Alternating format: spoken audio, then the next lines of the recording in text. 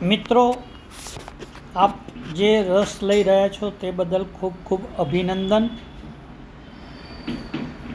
નેસ્ડેક ઇન્ડેક્સનો chart જોઈ રહ્યા છીએ આપણે, અને ઇચિમોકુ લર્નિંગના આધારે જયભાઈ અને શાર્દુલભાઈએ માર્કેટ અપ જવાની વાત કરી છે. એ સાચી વાત છે. અને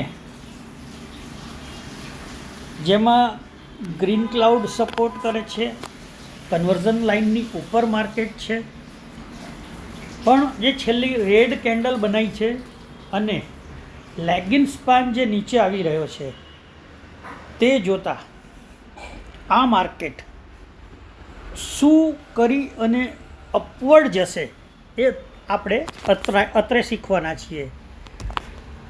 આપણે જોઈ રહ્યા છીએ કે આપણે આ 1 કલાકની ટાઈમ ફ્રેમમાં માર્કેટને જોઈ રહ્યા છીએ, અને અત્યારે મેં બધા જ ઇન્ડિકેટરો બંધ કર્યા છે.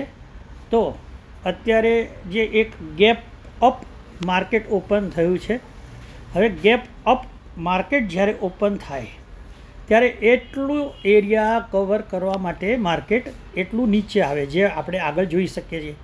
જે આ જગ્યાએ ગેપ અપ થયેલું છે, તો એક ગેપ ડાઉન થયું અને કવર કરી અને પછી માર્કેટ ઉપર ગયું.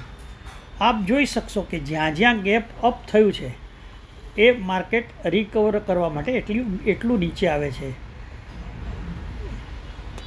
એટલે આ માર્કેટ ફરીથી એક ગેપ અપ પૂરું કરવા માટે થોડું નીચે આવશે અને ત્યાર પછી એ માર્કેટ અપવર્ડ જશે.